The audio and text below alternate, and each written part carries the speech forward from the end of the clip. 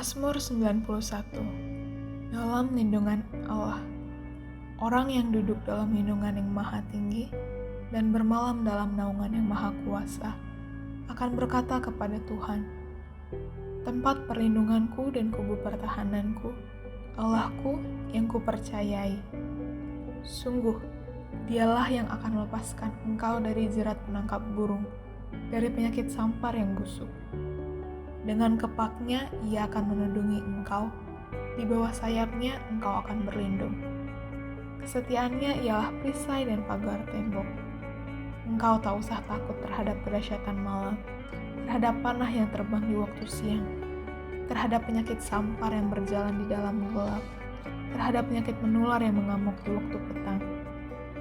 Walau 1.000 orang rebah di sisimu, dan 10.000 di sebelah kananmu, tetapi itu tidak akan menimpamu. Engkau hanya menontonnya dengan matamu sendiri dan melihat pembalasan terhadap orang-orang fasik. Sebab Tuhan ialah tempat perlindunganmu. Yang maha tinggi telah kau buat tempat perteduhanmu. Malapetaka tidak akan menimpa kamu, dan tulah tidak akan mendekat kepada kemahmu.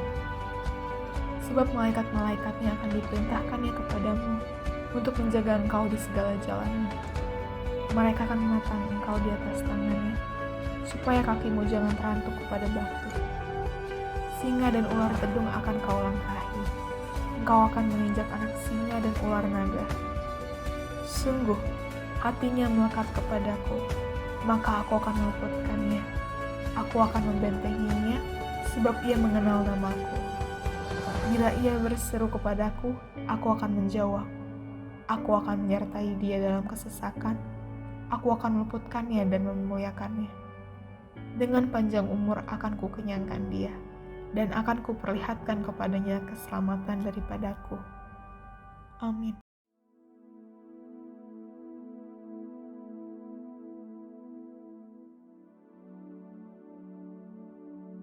Shalom semuanya. Tahun 2023 adalah tahun untuk bangkit. Jadilah pemenang. The year to rise up. Be victorious. Tuhan menghendaki agar kita menjadi pemenang. Yang mau menjadi pemenang katakan amin. Wahyu pasal 2 dan pasal 3 adalah pesan Tuhan Yesus kepada 7 sidang jemaat pada waktu itu. Yang juga bisa diartikan sebagai pesan Tuhan Yesus kepada gereja sepanjang masa, termasuk gereja masa kini. Setiap pesan Tuhan Yesus selalu diakhiri dengan kata-kata, barang siapa bertelinga, hendaklah mendengarkan apa yang dikatakan oleh Roh kepada jemaat-jemaat. Barang siapa menang, maka upahnya adalah masuk surga. Jadi untuk menjadi pemenang, kita harus mendengarkan apa yang dikatakan oleh Roh kepada jemaat. Hal ini bisa juga diartikan, kita harus membaca Alkitab, merenungkan, melakukan, dan menyaksikannya. Tuhan juga bisa berbicara kepada kita melalui nubuatan, melalui mimpi, melalui peringatan dan teguran, melalui hamba-hambanya. Hasil temuan dari Dr. George Barna, Direktur Riset Cultural Research Center Arizona Christian University di Amerika Serikat, yang dirilis pada tanggal 24 Mei 2022 menunjukkan bahwa hanya 37% pendeta Kristen di Amerika Serikat yang masih memiliki sudut pandang yang alkitabiah. Wow. Temuan ini tidak mengejutkan, mengingat pendeta dari kaum Injili yang percaya bahwa Alkitab adalah firman Allah yang benar dan dapat diandalkan untuk kehidupan manusia. Hanya 51% yang masih memiliki pandangan yang alkitabiah. Secara rinci, didapat data pendeta yang masih memiliki sudut pandang yang alkitabiah berdasarkan denominasi. Yang pertama, pendeta non-denominasi dan gereja-gereja independen itu 57%. Kemudian pendeta Protestan Injili 51%. Pendeta karismatik Pentakosta 37%. Pendeta Protestan Arus Utama 32%. Pendeta aliran kekudusan 28%. Pendeta Protestan kulit hitam 9%. Pastor Katolik Roma 6%. Berdasarkan jumlah jemaat yang dilayani, pendeta dengan jemaat kurang dari 100 orang itu 41%. Pendeta dengan jemaat antara 101 sampai dengan 250 orang, 45%. Pendeta dengan jemaat 251 sampai dengan 600 orang, 14%. Pendeta dengan jemaat lebih dari 601 orang, hanya 15%. Data ini menunjukkan bahwa pendeta yang memiliki jemaat yang sedikit masih memiliki pandangan yang alkitabiah dibandingkan dengan pendeta yang memiliki jemaat dan jumlah besar. Pendeta yang memiliki jemaat kurang dari 250 orang berhasil mengintegrasikan iman mereka ke dalam perilaku sehari-hari melalui pemuritan yang terpadu, sehingga mereka tetap memiliki sudut pandang yang alkitabiah. Di era pasca pandemi, sekitar 9 dari 10 gereja di Amerika Serikat memiliki jemaat kurang dari 250 orang. Dari hasil survei ini didapat beberapa hal. Yang pertama, label gereja atau ciri khas sebuah gereja tidak lagi menggambarkan kualitas dari pendetanya. Contoh, label Protestan Injili yang berkonotasi gereja di mana Alkitab dihormati dan diajarkan sebagai firman Tuhan yang dapat diandalkan dan relevan bagi kehidupan manusia, ternyata hanya setengah dari pendetanya yang masih memiliki sudut pandang yang alkitabiah. Perbedaan yang mencolok antara pendeta yang memiliki pandangan yang alkitabiah dari kalangan Protestan dengan pastor Katolik, yaitu 40% berbanding 6%, ternyata tidak menghasilkan jemaat yang kualitasnya berbanding lurus. Studi di tahun 2021 mengungkapkan bahwa hanya 5% dari jemaat yang secara teratur menghadiri gereja Protestan dan hanya 1% dari jemaat yang teratur menghadiri gereja Katolik yang masih memiliki pandangan yang alkitabiah. Hal ini menunjukkan tidak ada gereja dari golongan manapun yang menyelesaikan tugas dengan baik.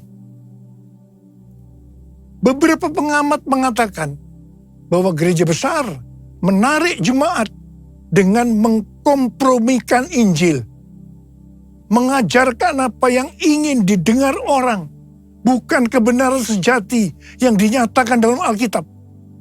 Data dari penelitian di atas menunjukkan gereja besar cenderung tidak memiliki pendeta yang mempertahankan pandangan alkitabiahnya. Pendeta dari beberapa gereja besar menarik jemaatnya dengan mengajarkan standar budaya daripada standar Alkitab, dikarenakan pendetanya tidak memiliki pandangan yang alkitabiah. Pendeta yang tidak memiliki pandangan yang alkitabiah tidak akan bisa mengajarkan jemaatnya untuk memiliki pandangan yang alkitabiah. Melihat data-data ini, kita harus benar-benar introspeksi. Apakah saya hidup sesuai dengan firman Tuhan? Dan saya harap ini tidak terjadi di Indonesia. Salah satu cara untuk melihat apakah hidup kita sesuai dengan firman Tuhan adalah seperti yang disebutkan dalam Wahyu 2 ayat 1 sampai dengan 7.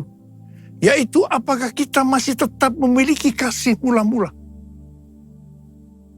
Apapun yang kita lakukan untuk melayani pekerjaan Tuhan, kalau itu tidak didasarkan kepada kasih yang mula-mula, Tuhan akan berkata kepada kita, betapa dalamnya engkau telah jatuh. Bertobatlah dan lakukanlah lagi apa yang semula engkau lakukan.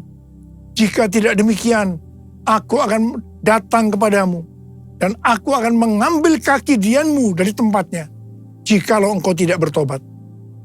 Sesuai dengan keterangan Alkitab penuntun hidup berkelimpahan, mengambil kaki dianmu, itu artinya Tuhan akan menolak dan mengeluarkan kita dari dalam kerajaannya.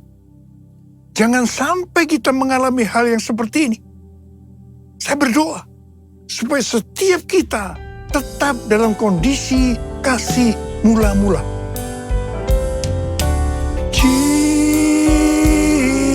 Jesus, Lord Jesus, Lord Jesus, you're my first love. How I love you, oh how I love you, Jesus,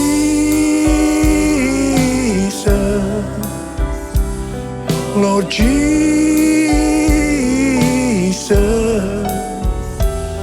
Lord Jesus, you're my first love. How I love you, oh how I love you, Lord. Tahun 2023 adalah tahun untuk bangkit. Jadilah pemenang. Elia menjadi pemenang melawan nabi-nabi Baal, sehingga membuat orang Israel bertobat. Orang Israel bertobat karena melihat api Tuhan turun.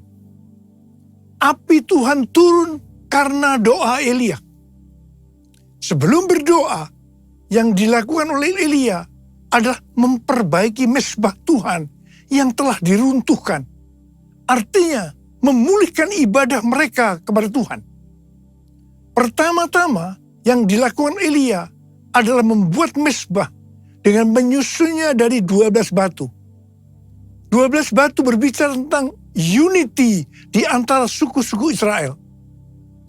Untuk menjadi pemenang dalam hal memenangkan jiwa bagi Tuhan, yang paling utama harus terjadi unity di antara kita. Kita harus saling mengasihi. Yohanes 15 ayat 16 dan 17 berkata, bukan kamu yang memilih aku, tetapi akulah yang memilih kamu.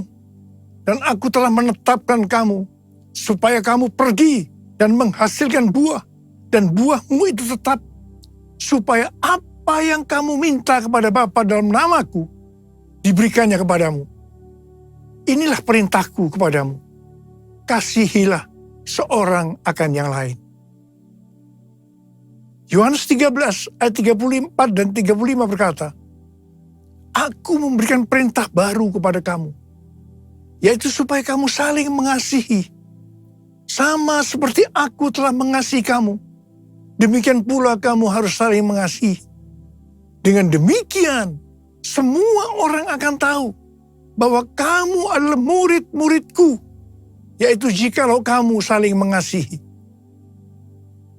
Matius 5 ayat 23 dan 24 berkata, sebab itu, jika engkau mempersembahkan persembahanmu di atas mezbah, dan engkau teringat akan sesuatu yang ada dalam hati saudaramu terhadap engkau, tinggalkanlah persembahanmu di depan mezbah itu.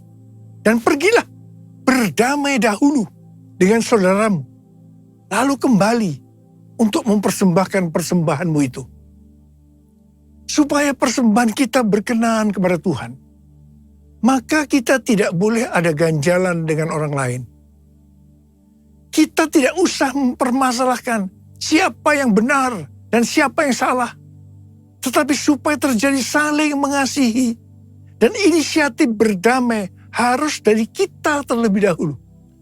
Roma 12 ayat 18 berkata, sedapat-dapatnya kalau hal itu bergantung padamu, hendaklah engkau hidup dalam perdamaian dengan semua orang. Semua diberkati Tuhan. Mari kita akan melihat contoh mengapa Abraham diberkati Tuhan. Salah satu alasannya adalah bagaimana respon Abraham agar perdamaian tetap terjadi antara dia dengan Lot. Kisah perselisihan antara Abraham dan Lot ini dimulai karena padang penggembalaan mereka kurang. Disebabkan Abraham dan Lot diberkati luar biasa oleh Tuhan dengan ternak yang banyak, maka mulailah terjadi perkelahian antara gembala Abraham dan gembala Lot. Kalau ini dibiarkan, maka akan terjadi perselisihan antara Abraham dan Lot yang lebih besar lagi. Apa yang dilakukan oleh Abraham? Abraham mendatangi Lot terlebih dahulu. Meskipun seharusnya sebagai keponakan, Lot yang harus datang lebih dahulu kepada Abraham. Abraham berkata, kita ini kerabat, kita ini adalah saudara. Jangan kita bertengkar, karena akan menjadi contoh yang tidak baik kepada orang-orang di sekitar kita, yaitu orang Kanaan dan orang Feris.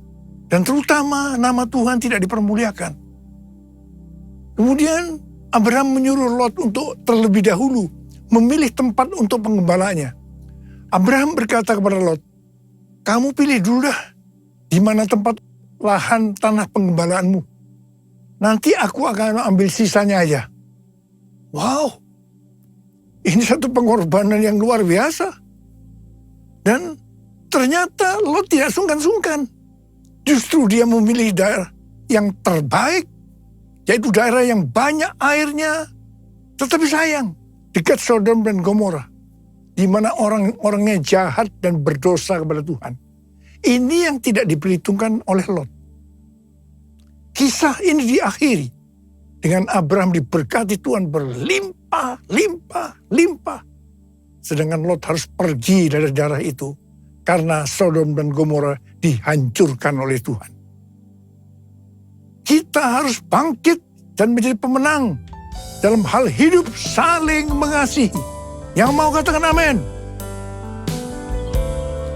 Ku mau hidup seturut kehendak Tuhan. Ku mau memberi semua yang ku dapat berikan. Ku mau cinta Dia lebih dari semua. Ku tak dapat membalas kasih-Nya. Ku tak dapat membalas kasih-Nya. Tanggal 21 sampai dengan 24 Juni 2023 di Amsterdam diadakan konferensi Empower 21 yang temanya adalah Everyone, a New Era of Evangelism. Ini diartikan sebagai munculnya cara penginjilan yang baru yang disebutkan sebagai Everyone. Konferensi ini disebutkan sebagai Everyone Conference 2023 di Amsterdam. Konferensi ini dihadiri lebih kurang 6.000 orang dari 130 negara. Dan yang ikut secara online 22 negara. Hampir semua yang terlibat dalam pelayanan. Saya berbicara 2 kali. Yang pertama di workshop, dan yang kedua di Olympic Stadium pada hari terakhir. Saya diminta untuk berbicara tentang Pentakosta yang ketiga. Pada konferensi ini, Tuhan membukakan cara baru penginjilan kepada semua orang, everyone, sampai dengan tahun 2033. Artinya cara-cara baru untuk menyelesaikan amanat agung. Tahun 2009, Tuhan berbicara kepada saya sesuatu yang sangat serius tentang aku datang segera. Saya bertanya kepada Tuhan, apa yang akan Tuhan kerjakan? Dan apa yang harus kami lakukan? 6 bulan kemudian Tuhan menjawab pertanyaan saya dengan berkata, aku akan mencurahkan rohku. Aku akan mencurahkan rohku, kata Tuhan. Pada waktu Roh Kudus dicurahkan akan terjadi seperti di Yoel 2 ayat 28 sampai dengan 32. Akan ada 3 tanda yang terjadi. Tanda pertama, anak-anak, pemuda, orang tua akan dipakai Tuhan secara luar biasa. Haleluya. Tanda yang kedua, akan terjadi mujizat-mujizat secara luar biasa. Dan tanda yang ketiga, akan terjadi goncangan-goncangan yang luar biasa. Melalui 3 tanda ini akan terjadi penggenapan dari Yoel 2 ayat 32. Yaitu akan banyak orang yang berseru kepada nama Tuhan. Dan mereka yang berseru kepada nama Tuhan akan diselamatkan. Jadi akan terjadi penuaian jiwa besar-besaran. Tahun 2009 ini juga merupakan 100 tahun nubuatan dari William Seymour yang berkata pada tahun 1909 bahwa 100 tahun ke depan akan terjadi pencurahan Roh Kudus yang dahsyat, yang melebihi yang terjadi di Azusa Street. Gerakan ini tidak akan berhenti sampai Tuhan Yesus datang kembali. Amin. Pada tahun 2009 ini juga, Billy Wilson meminta saya untuk bergabung dalam acara konferensi Empower 21 di Oral Roberts University, Tulsa, Oklahoma. Ketika saya bertanya apa yang dimaksudkan dengan Empower 21, maka diberikan pengertian. Yang pertama, tentang generasi anak-anak muda. Dan yang kedua, tentang apa yang akan Roh Kudus kerjakan 100 tahun ke depan. Ini kalau Tuhan Yesus belum datang. Saya langsung berkata, oke. Saya bergabung. Karena saya mendapatkan seperti apa yang Tuhan bicara kepada saya. Tahun 2011 diadakan konferensi Empower 21 di Asia, di SICC. Kita pada waktu itu diberikan pengertian bahwa ini akan menjadi trigger untuk gerakan Empower 21 berikutnya.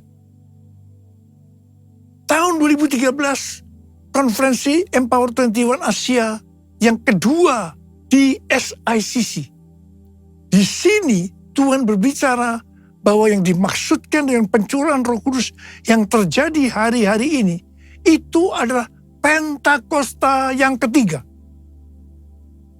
Tahun 2013 ini juga diadakan pertemuan Global Council di Honolulu, Hawaii. Kembali Empower 21 melahirkan visi bahwa semua orang di bumi akan mengalami perjumpaan yang otentik dengan Tuhan Yesus melalui kuasa dan kehadiran Roh Kudus pada Pentakosta 2033. Pada waktu saya mendengarkan visi ini, saya tidak bisa mengerti bagaimana caranya bisa terjadi. Begitu juga dengan Billy Wilson, tidak mengerti bagaimana hal ini bisa dilaksanakan. Pada bulan Mei 2022, di lantai 11 SICC, ada konferensi World Prayer Assembly secara hybrid. Saat itu ada 3 pembicara melalui online, yaitu yang pertama Billy Wilson, yang mewakili kelompok dari Pentakosta. Dan yang kedua, Rick Warren yang mewakili kelompok Baptis. Dan yang ketiga, Nicky Gamble yang mewakili kelompok Anglican. Di mana mereka berbicara tentang topik yang sama seperti visi yang diberikan kepada Empower 21, yaitu goal amanat agung pada tahun 2033. Wow! Di sini saya baru mendapatkan sesuatu. Dan saya berkata pada waktu itu, I got it. I got it. Dan berdasarkan ini juga, maka diadakan konferensi Empower 21, Everyone di Amsterdam, tanggal 21 sampai 24 Juni 2023. Tuhan menuntun kita untuk menyelesaikan amanat agung dengan memberikan pengertian bahwa dalam 10 tahun ke depan, setiap orang berhak untuk berjumpa dengan Tuhan Yesus secara otentik melalui kuasa dan hadirat Roh Kudus. Dan yang kedua, setiap kita mendapatkan kesempatan untuk memperkenalkan setiap orang kepada Tuhan Yesus. Ini dimulai dengan satu orang. Seperti pada waktu Tuhan Yesus berjumpa dengan perempuan Samaria dan orang di Gerasa yang rasuk banyak setan. Setelah mereka disembuhkan, dari satu orang, satu kota dimenangkan untuk Tuhan Yesus. Dan kita dituntun Tuhan. Cara penginjilan melalui kelompok kecil, seperti KUL. Dan untuk menyelesaikan amanat agung, everyone, ini tidak bisa sendiri. Harus berkolaborasi. Denominasi harus unity dengan tidak menjelekkan satu dengan yang lainnya, tetapi bersama-sama bergandengan tangan supaya setiap orang mendengar tentang Yesus dan berjumpa dengan Dia. Kita tidak perlu mempersoalkan tentang perbedaan doktrin. Yang penting, kalau visinya sama untuk menangkan jiwa bagi Tuhan Yesus, kita harus bergandengan tangan. Saya tahu ini pesan Tuhan yang sangat kuat untuk hari-hari terakhir ini. Bahwa kita diminta untuk unity. Berkolaborasi. Menghilangkan segala perbedaan-perbedaan yang ada selama ini. Tidak perlu dipermasalahkan. Dan mari bergandengan tangan untuk memenangkan jiwa bagi Tuhan. Saya percaya ini adalah pesan Tuhan buat kita semua. Dan mari, saya ajak saudara untuk angkat tangan. Kita akan berkata kepada Tuhan, satukan kami ya Tuhan bersama dengan tali yang tak putus. Satukan kami ya Tuhan bersama dengan kasih sempurna. Allah kami satu, Raja pun satulah. Tubuh Kristus satu, sebab itu ku nyanyi, sebab itu ku nyanyi. Uralaba syaralaba laba laba laba laba laba laba. Urialaba laba laba laba laba laba laba. Urialaba laba laba laba laba laba laba laba laba. Urialaba laba laba laba laba laba. Oh Jesus, satukan kami ya Tuhan, satukan kami ya Tuhan. Kami tidak bisa sendiri-sendiri, tapi kami harus berkolaborasi dengan dasar unity satu dengan yang lain untuk memenangkan jiwa. Everyone.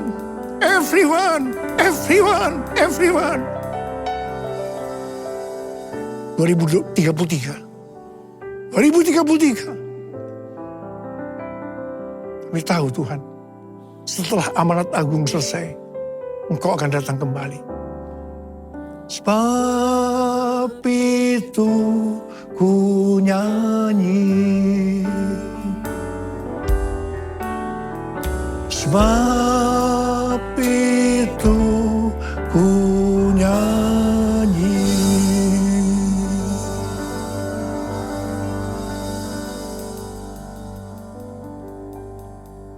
Mari, saudara-saudara, kita akan masuk dalam perjamuan kudus. Kita akan mengingat ayat ini. Sebab setiap kali kamu makan roti ini dan minum cawan ini, kamu memberitakan kematian Tuhan sampai Ia datang. Perjamuan kudus adalah perjamuan Tuhan Yesus sendiri. Setiap kali kita masuk dalam perjamuan kudus, ini pesan Tuhan buat kita semua. Biarlah ini menjadi peringatan akan daku. Peringatan akan daku. Mari tundukkan kepala. Arahkan hati kita kepada kebaikan Tuhan. Apa? Siapakah kami sebelum kami mengenal Engkau? Kami semua orang berdosa. Upah dosa adalah maut, mati. Tapi Engkau yang tidak berdosa telah dijadikan dosa oleh karena kami. Engkau harus turun dari surga mulia, mati ganti kami dengan penderitaan yang luar biasa.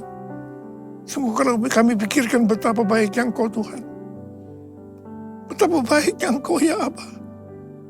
Engkau jadikan kami sebagai anak-anak-Mu. Engkau yang memberkati, Engkau membela, Engkau mengajar kami, Engkau menyembuhkan kami.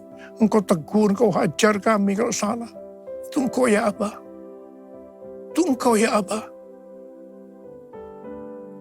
Tuhan akan memberkati kita melalui perjamuan kudus.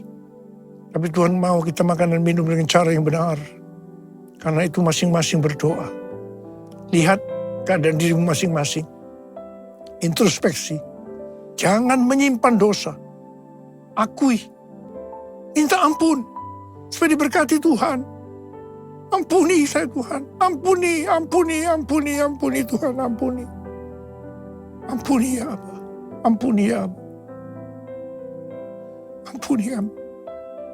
Kami akan masuk dalam perjamuan kudus. Dengan hati yang penuh ucapan syukur. Dalam nama Yesus. Amin. Mari. Angkat roti di tangan kanan kita tinggi-tinggi. Sebab apa yang telah kuteruskan kepadamu telah aku terima dari Tuhan. Itu bahwa Tuhan Yesus pada malam waktu Ia diserahkan mengambil roti. Dan sesudah itu Ia mengucap syukur atasnya. Ia memecah-mecahkannya.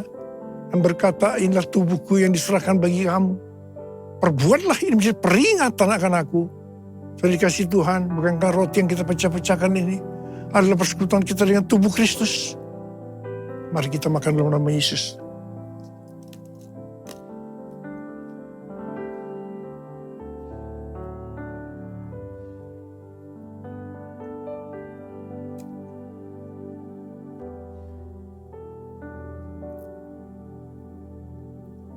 Angkat cawan di tangan kita tinggi-tinggi. Mungkin juga yang mengambil cawan sudah makan lalu berkata, cawan ini adalah perjanjian baru yang dimeteraikan oleh darahku. Perbuatlah ini setiap kali kamu meminumnya menjadi peringatan akan aku. Saya dikasih Tuhan, bukankah cawan pengucapan syukur. Yang atasnya kita ucapkan syukur adalah persekutuan kita dengan darah Yesus. Mari kita minum dalam nama Yesus.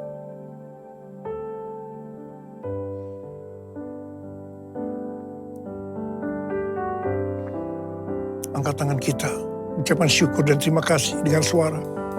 Tuhan terima kasih ya Tuhan. Tuhan terima kasih ya Tuhan. Terima kasih ya Tuhan, terima kasih. No rara bara bara bara bara bara bara. Ora bara bara bara bara. Bapa, kami berdoa buat anak-anak-Mu. Mereka membutuhkan pertolongan Tuhan. Kau saat ini sedang menyembuhkan yang sakit. Sedang membebaskan yang terikat.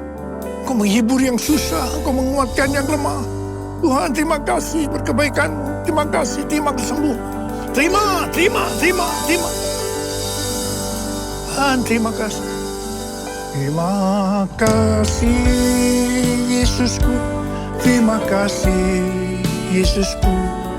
Puji syukur hanya bagi Tuhanku. Terima kasih Yesusku, terima kasih Yesusku. Puji syukur hanya bagi Tuhanku. Terima kasih, terima kasih Yesusku, terima kasih Yesusku. Puji syukur hanya bagi Tuhanku. Terima kasih Yesusku, terima kasih Yesusku. Puji syukur hanya bagi Tuhanku. Puji syukur hanya bagi Tuhanku. Puji syukur hanya bagi Tuhanku.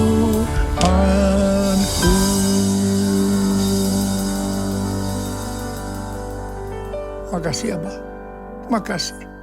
Berkat-Mu melimpah buat anak-anak-Mu. Sekarang terima berkat Tuhan.